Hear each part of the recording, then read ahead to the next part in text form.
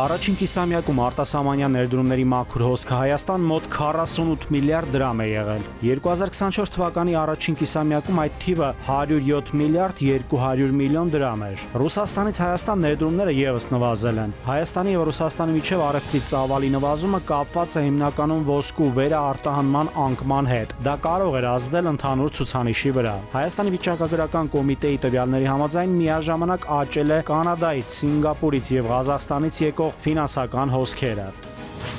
Եկող տարվա բյուջեով 55 միլիարդ դրամ կհատկացվի Արցախից բռնի տեղահանվածներին բնակ ապահովման ծրագրի եւ այլ կարիքների ապահովման համար։ Ըստ միգրացիոն ծառայության Հայաստանում 20,000-ից ավելի արցախցիներ քաղաքացիություն են ստացել։ ՍԱՏՄ-ն Երևանի Խորենացի փողոցում գտնվող շուկայում, նաև մայրաքաղաքի մի շարք այլ վաճառակետերում մշտադիտարկում է իրականացրել։ Առգրավել է 810 կիլոգրամ ոչ սպանդանոցային ծագման միս մսեղիկ եւ ոչնչացրել։ Տեսչական մարմինը շարունակելու է հետևողական վերահսկողությունը, ապահովելու իրավական պահանջի կատարումը եւ պաշտպանելու սպառողի առողջությունը։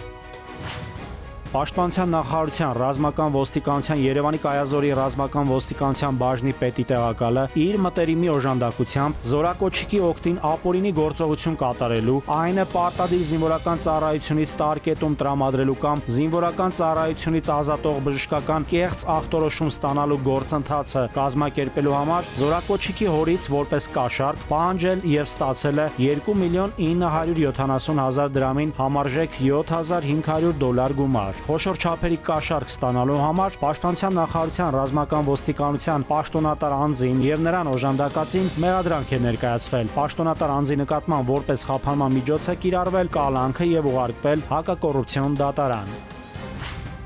Արտակարգ դեպք Արարատի մարզում 911 ճգնաժամային կառավարման ազգային կենտրոնը ահազանգ է ստացել, որ Հայաստանից դեպի Հովտաշատ գյուղ տանող ճանապարհահատվածում ավազով բարձված Կամազ մակնիշի բեռնատարը կամրջի կիսափլուզման պատճառով կողաշրջվել է։ Նախնական տեղեկություններով տուժածներ չկան։ Վթարի փաստով Արարատի մարզում նյութեր են պատրաստում։ Նաիրի Մուրադյան, ժամը լրատվական։